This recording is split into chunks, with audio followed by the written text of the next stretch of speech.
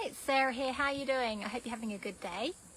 We're going to do a talk today on the effects of childhood abuse or trauma. So for the sake of this talk, childhood abuse, it could be emotional, physical, mental, sexual, perfectionism, neglect, abandonment. There's lots of different types of abuse. It's not just being physically hit. Trauma could be something like the death of a close family member or a friend. It could be the death of a pet. It could be some kind of natural disaster. Maybe there's a fire in the house or something like that. Okay, so abuse or trauma at any age can cause problems later on in life if it's not dealt with, but it is particularly harmful in a child. Perhaps the most damaging part is to our belief system, because we create our core beliefs about ourselves and the world around us before the age of 7. So if we've had, no abuse or trauma and we've had a nice stable life, then we are going to be having beliefs about ourselves that we are enough, that we are worthy, we are deserving, we're lovable as we are, the world's a pretty safe place and everything's okay. But if we've been through some big abuse or trauma before the age of 7, then we are going to come to lots of wrong conclusions about ourselves and about the world around us. And it is our belief system that governs everything in our life, from our relationships to our health, to how abundant we are, to how much peace we have. Everything in our life comes from our belief system. Because we actually create and choose everything in our life from our belief system. We actually only create and choose 5% consciously. The other 95% is done unconsciously. And it's all coming from our belief system. So if we had beliefs about ourselves such as, I'm bad, I'm naughty, I'm dirty, the world's unsafe, we are actually going to be creating from that belief system. That means we are going to create a life of hardship, because that's what we think we are worthy and deserving of. Somebody who also has those kind of beliefs might actually then turn to a life of crime, because they need to prove that belief that they are bad or they are naughty. So obviously these beliefs aren't true. You're not bad and you're not naughty. They were just judgments that you came to at the time. And when you're young, you just don't have that life experience to know what's true and what's not. For example, your parents were stressed out about money and they were really grumpy with you. At the age of 3, you don't think, oh, my parents are stressed out about money. You think, okay, it's something I've done. I'm bad. I'm naughty. Okay, so we don't come to the right conclusions. So you are divine and you are holy and you are pure, no matter what you've gone through. Okay, you're not bad. You're not naughty. Merely judgments. So abuse at any age can cause a person to go into what's called survival mode. And survival mode is when our brain becomes defensive. So instead of learning, being in a mode where it's learning and thriving, it's stuck in defensive mode. And what's particularly damaging about this in a child is that it actually alters the way the brain develops. It doesn't develop normally. And this can often lead to things like depression, suicidal tendencies, aggression, etc. later on in life. It can also cause things like eating disorders, addictions, stress, that kind of thing.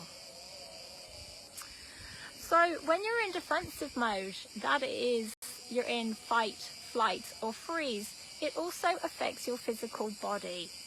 Because when a body is in a normal situation, your brain sends energy to your digestive system, to your hormone system. It detoxes your body. It sends messages to your skin. It sends energy to your skin, etc., for growth. For the cells to turn over, that kind of thing. But when your body is stuck in fight, flight, or freeze, it conserves its energy because it thinks it needs this energy for your big leg muscles, for your arm muscles to fight or so you can run away. So your body doesn't get as much nutrients to these things like your hormone system and your digestion. So those parts suffer. People might have lots of digestive problems, for example, or as a child they might not grow properly. They might not grow to their normal height. It also can cause hypersensitivity in your body, which means a person can become hypersensitive to light, to smells, to sounds, that kind of thing. And often this leads to allergies because the body thinks it's under attack. So the body then says, okay, I'm under attack. I'm going to try and stop that thing coming into my body. It can also lead to behavior problems, because it can be like 1 minute you're absolutely fine, the next minute there's a trigger and it causes you to react, usually with anger, because you're using anger as a self-defense mechanism. So it can be like you are completely hijacked by your mind being in defensive mode.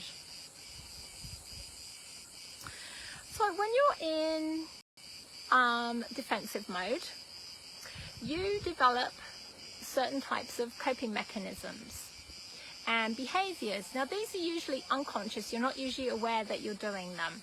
So this is all to do with being in survival mode.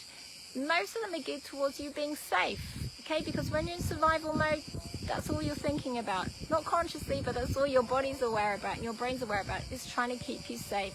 So you develop these coping mechanisms. So for example, one is that you shut down your ability to perceive properly because perceiving was unpleasant or it was overwhelming. You can numb yourself because you're hypersensitive. So if you don't want to be hypersensitive, so you can actually numb yourself so you're not so oversensitive. And you can also numb yourself so that you're not overwhelmed by everything. You can numb yourself so you don't feel as much as well. You can become oversensitive to the moods of others. Again, this is purely a safety thing. You can also be over-analyzing, over-controlling. You can push people away because you believe you're unlovable. You can be eager to please. You can blame others. You can be a perfectionist. You might find it hard to trust. You can become addicted to certain things, smoking, drinking, whatever, to try and numb some pain. You can also become addicted to emotions. Some people can actually become addicted to suffering, for example. You also might sabotage yourself a lot, consciously or unconsciously. And this is either a way to keep yourself small and hidden, to keep yourself safe, or it's because that's what you feel worthy and deserving of. You may develop archetypal behaviors such as martyrdom, such as victimhood, such as a rescuer complex. And if you do, just to let you know, there's talks about those on my Facebook page or YouTube channel. Now, at all ages, we can take on other people's stuff and think it's ours. But when we are between the age of 0 and 7, our brain waves are in theta brainwave state. And in this state, they're like sponges. Basically you're recording everything. And so it's really easy at that age to take on people's stuff.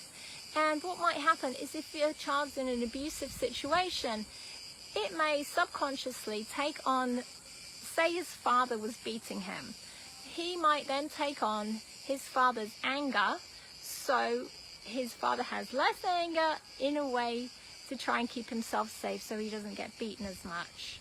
Okay, so it's really common. If you've been through some abuse or some trauma, you really need to work on what's yours and what's other stuff, because you might have taken on a lot of your abusive stuff at the time. A common coping mechanism is called disassociation. Now, disassociation is not being fully grounded and present in your body.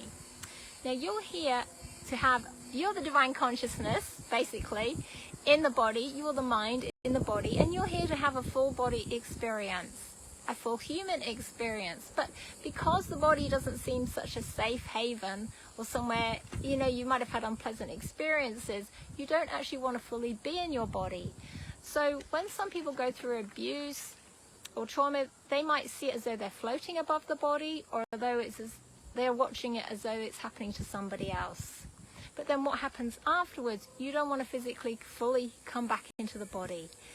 If you do, you then you can also use disassociation every time you get stressed. Okay, you might just subconsciously pop out a little bit so you feel a little bit airy and fairy, so you don't actually have to deal with the situation around you or what you're experiencing. So also what goes in hand excuse me, with disassociation is, it's called dissociative identity disorder, DID. It used to be called multiple personality disorder. And basically what happens is parts of your personality fragment off at times of abuse, and this means later on that you will hear different parts of your personality speaking to you. So you might hear like part coming from your shoulder or from your belly, or like 3 or 4 different voices coming from your head, and they're all bits of your personality. Some people might have more than 10, some people can even have more than 100. And some of these personality parts can even be of the opposite sex. Some might feel grumpy, some might appear grumpy, some might appear sad. They all have different personalities.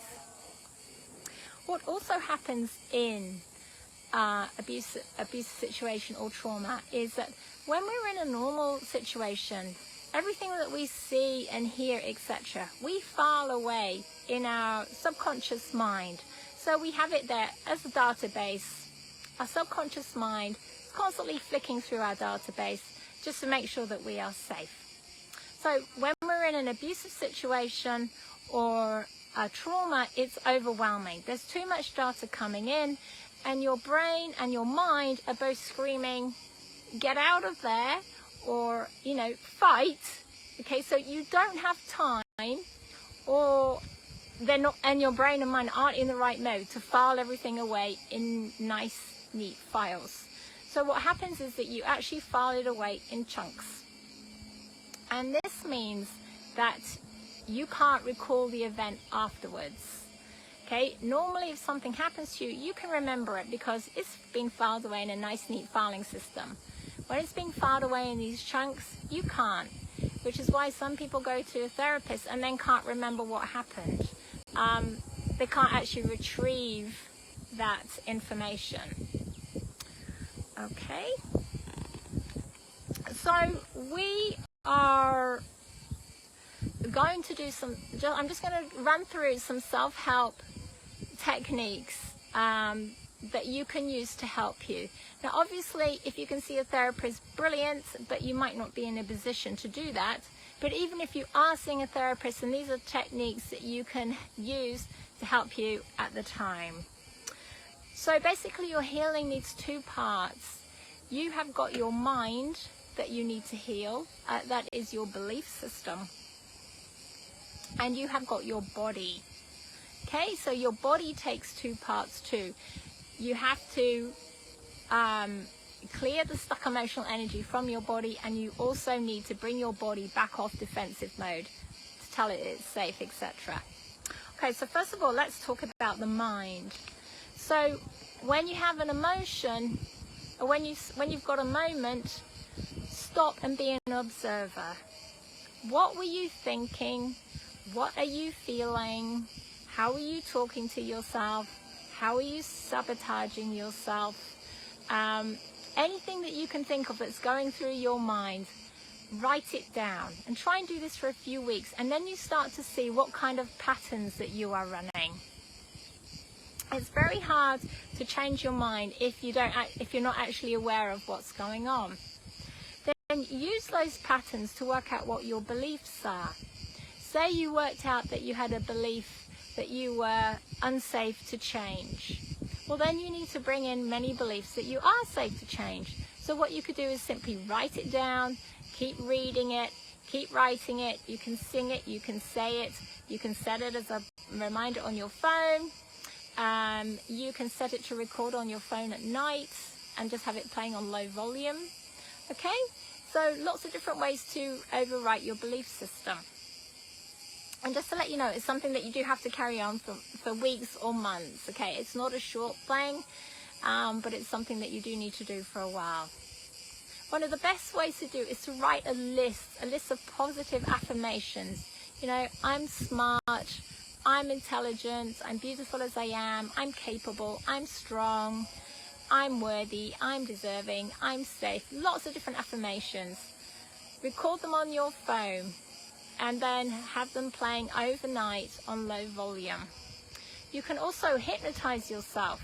So you just basically, with your eyes open, you look up as though you're looking up to your hair.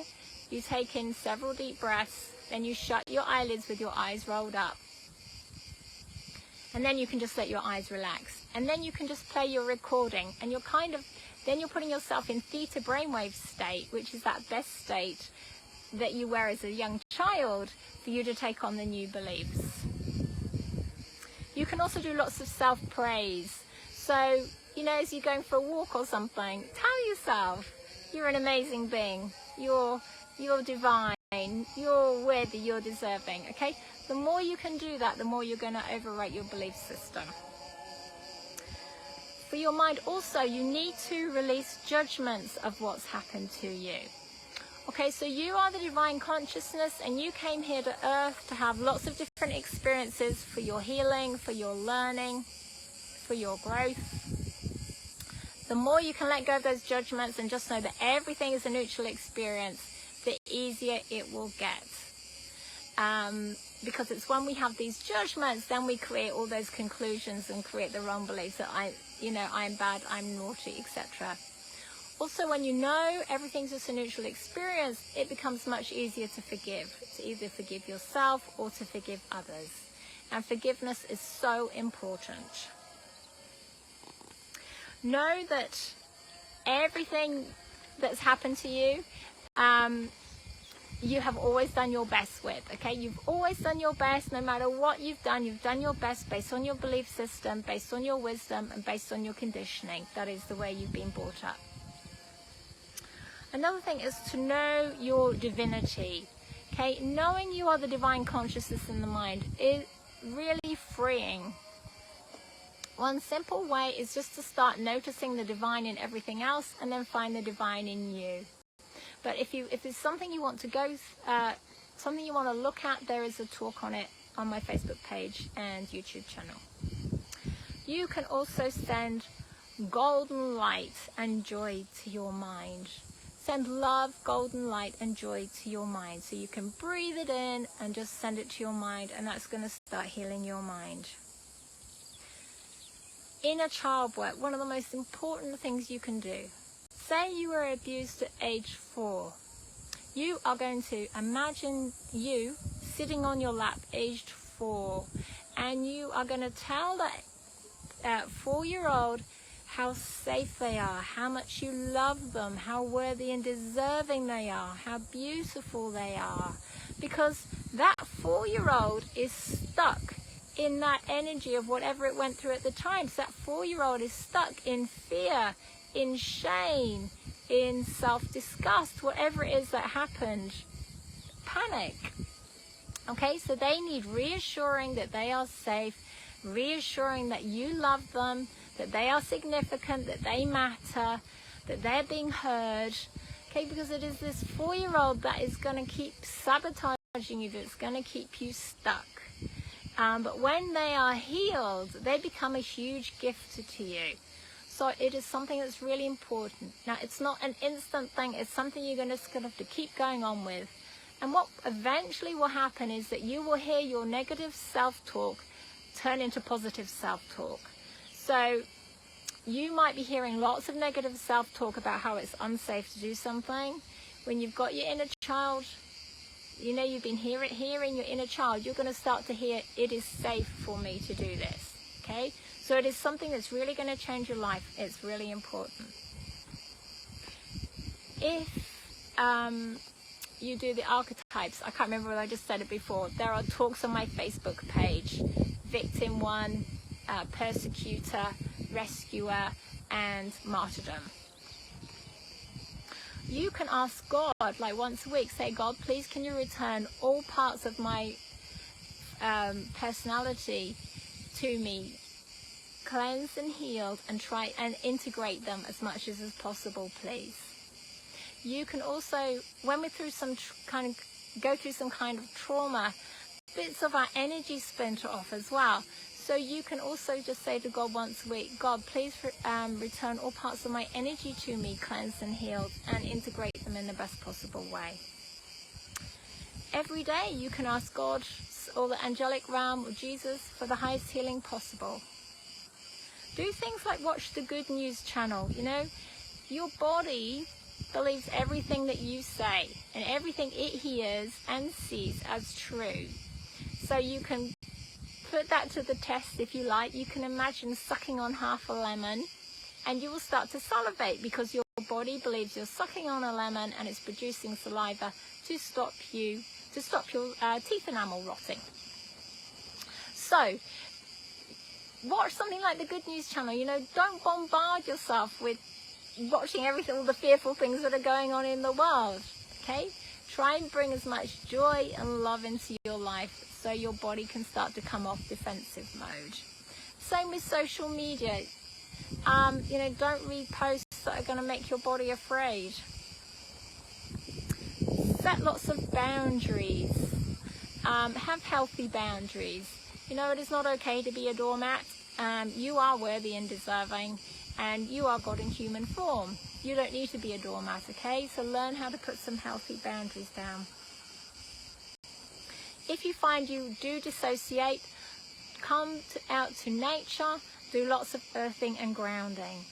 So grounding is something you can do anywhere. Basically, you're going to imagine great big golden roots going down from your feet and going right into the earth and spreading out for miles down and miles in all directions. Earthing, you actually have to have your bare feet on some kind of ground, some natural ground like earth, sand or grass. Okay, not on tarmac. Concrete doesn't work on that. But earthing is where the actual ions of the earth actually neutralize the positive ions in your body, and it just helps calm your body down. Sorry, mind down. We're doing mind. Okay, choose and create what you want to experience consciously. There are talks on this on my Facebook page, YouTube channel. Learn how to choose, how to create. Choosing simple, you can simply keep saying, I choose to end the struggle and have ease. I choose peace, that kind of thing. Creating is actually a bit of a technique that we won't go into now, but I do suggest watching it, and it's basically what you want to experience. You're going to imagine it's happening to you now, and you basically feel the emotions that are going to bring it in. So you would feel excitement, joy, peace or relief, whatever it is you're going to feel with having that into you. Joy, excitement are the best because they're going to help bring it in, and you feel gratitude for having had it in your life as though you're having it now, and then you take action steps to have it. If you have DID, the dissociative identity disorder, and you hear voices, send that voice love and golden light. What you can also do, if they're fearful, you're going to send them love and joy. If they sound like they're guilty or ashamed, you are going to send them love and forgiveness. If they are angry, you are going to send them love and peace. If they are resentful, you can send them love and gratitude. Okay, there are lots of different things that you can send these bits of personality, and when they're heard and when you send them these loves and different emotions, it helps neutralize the energy. So joy, for example, will help neutralize fear. So when you send joy to it, you'll start to transmute that fear. That bit won't be so afraid, and what will eventually happen is that you will hear less and less of these different voices. Now, I do admit, when I first started doing this, I actually heard more in the beginning, and it was a bit overwhelming. I think it was like every part went, ooh, she's listening.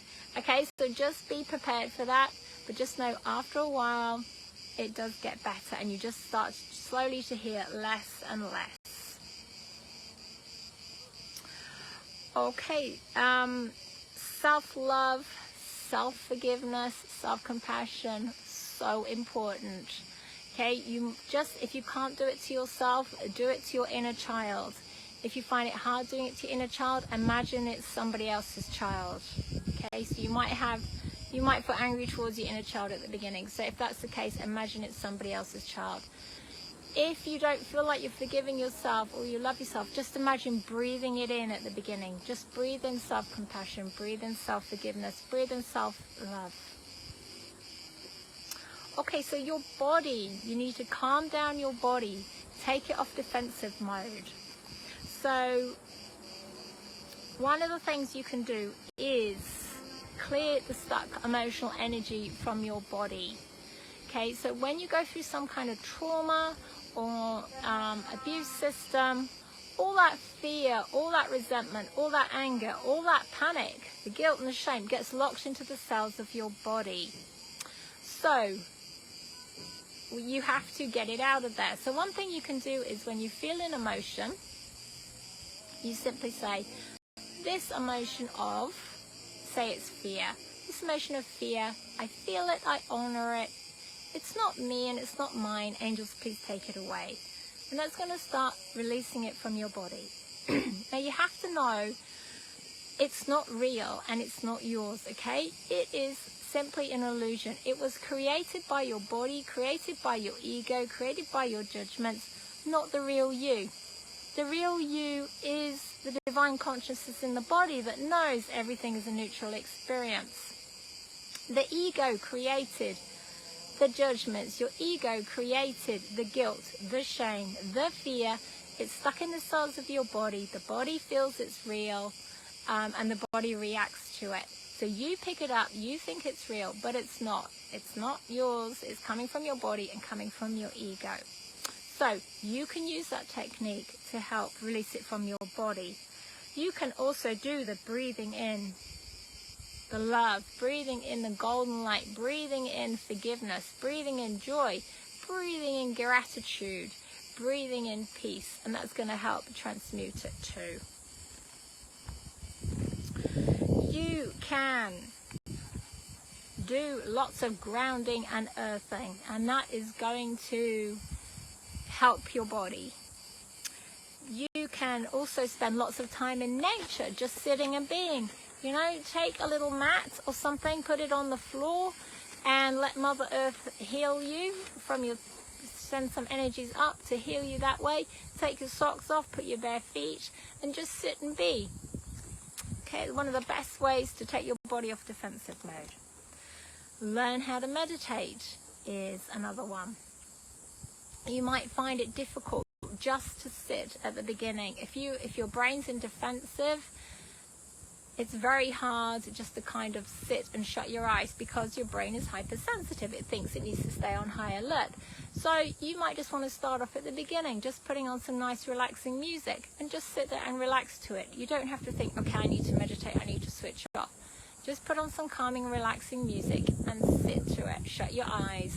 And then after a while, you then may be able to listen to some recordings, sitting to some longer pieces of music, etc., or maybe even listening to nothing at all. Deep breathing, okay, there's a talk on this on my Facebook page again.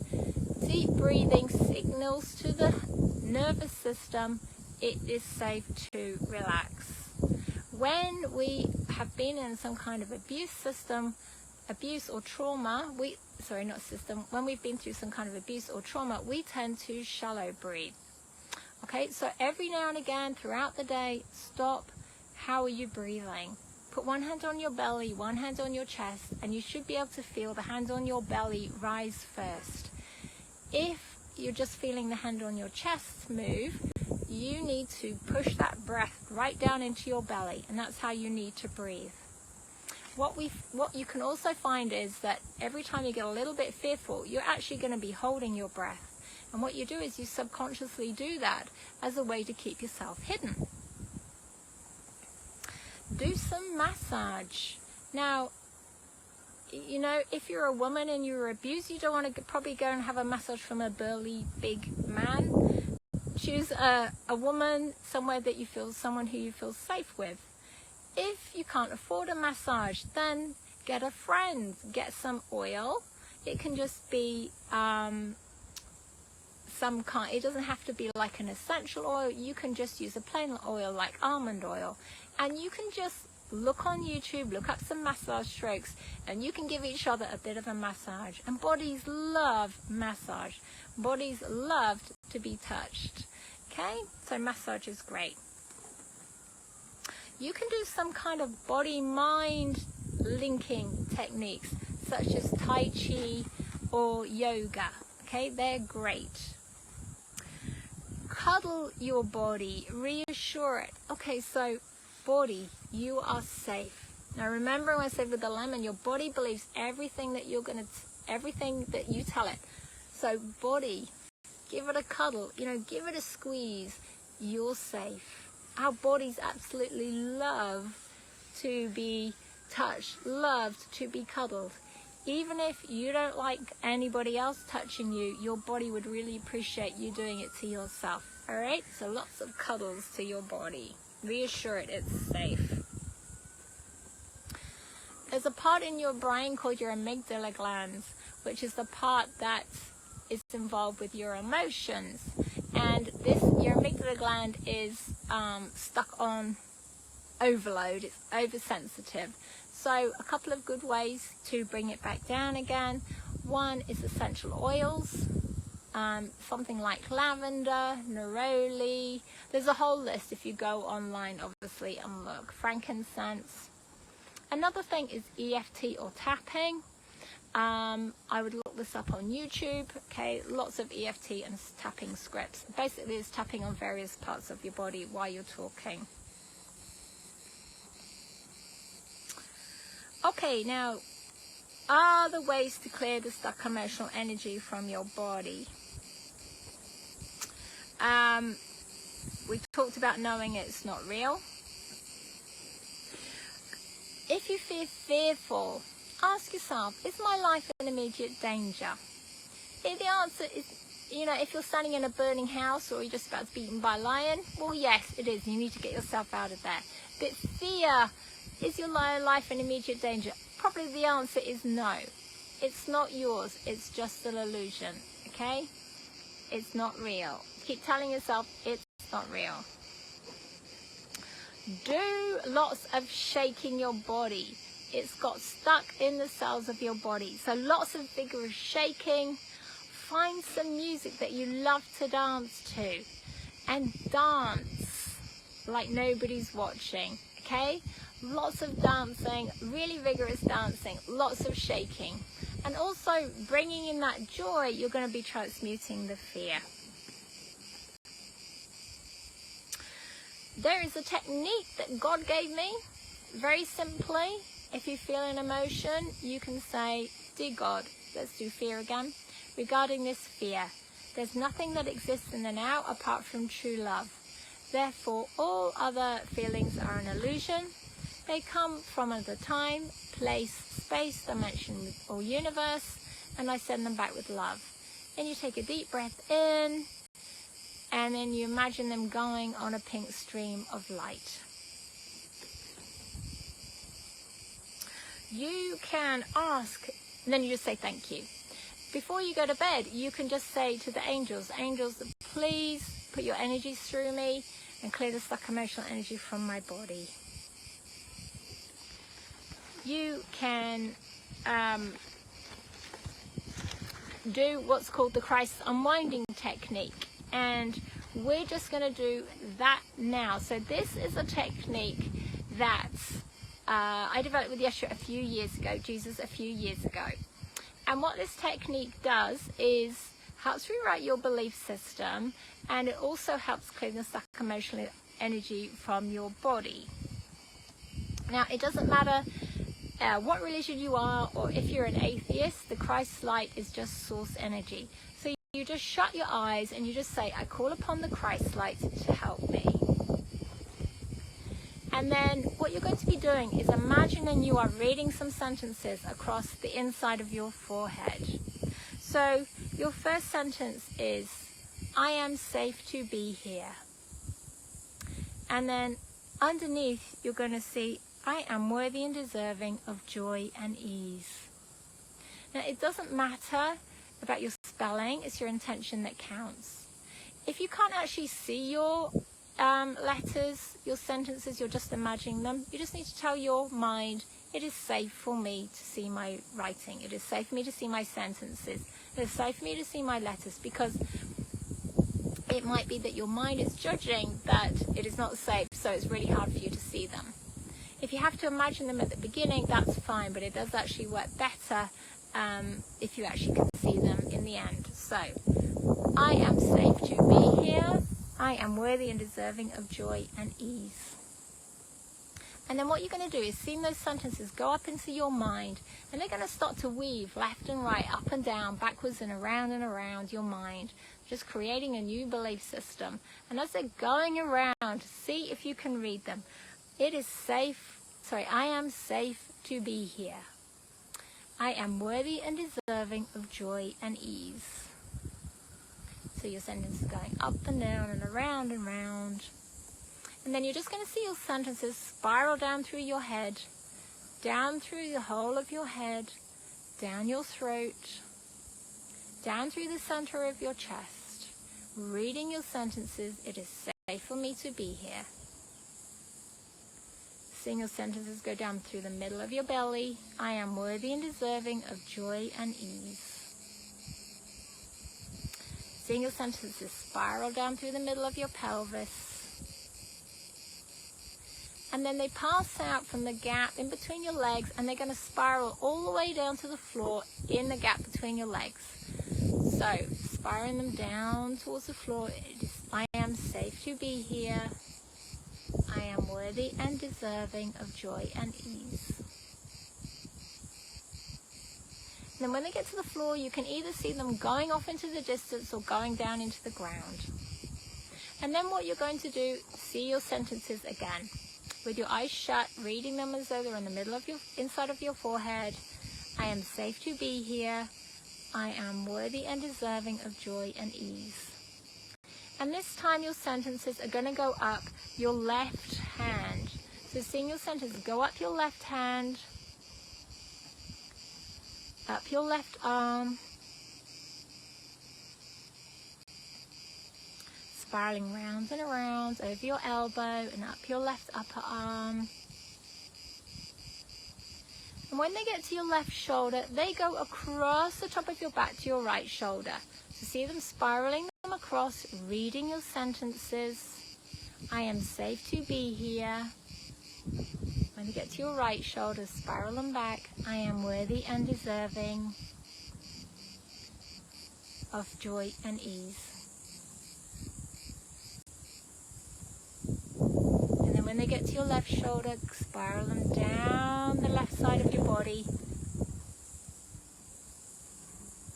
I am safe to be here. Down the left side of your belly. I am worthy and deserving of joy and ease. Down the left side of your pelvis. Down your left thigh. It is safe for me to be here. Or I am safe to be here. Over your left knee.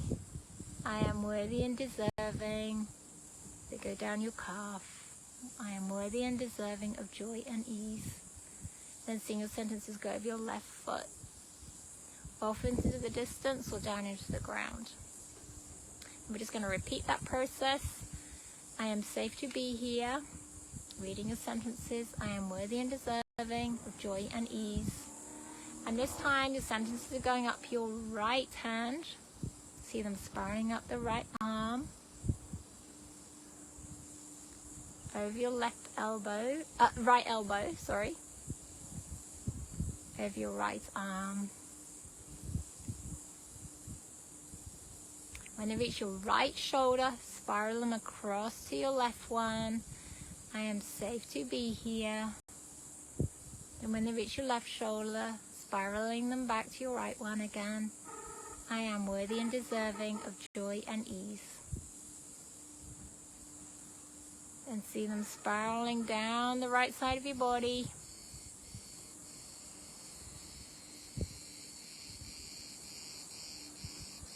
Down your right belly. I am safe to be here. Down the right side of your pelvis. I am worthy and deserving of joy and ease. Down your left thigh. I am safe to be here. Over your right knee.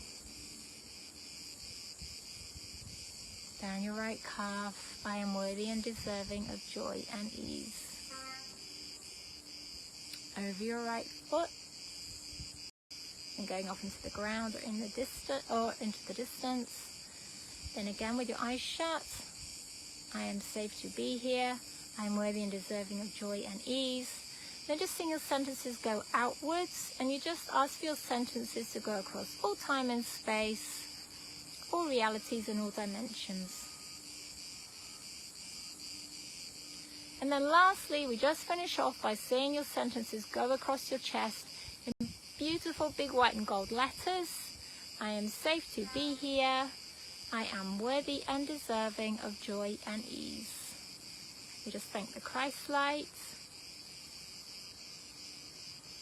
Okay, so that technique, you can use it for anything, any belief that you want to bring in. Just make sure you're saying it in the positive and in the present tense. So I am worthy rather than I'm not unworthy or I'm becoming worthy. It is I am worthy. Okay, I hope you found that useful. Much love and many blessings from my heart to yours.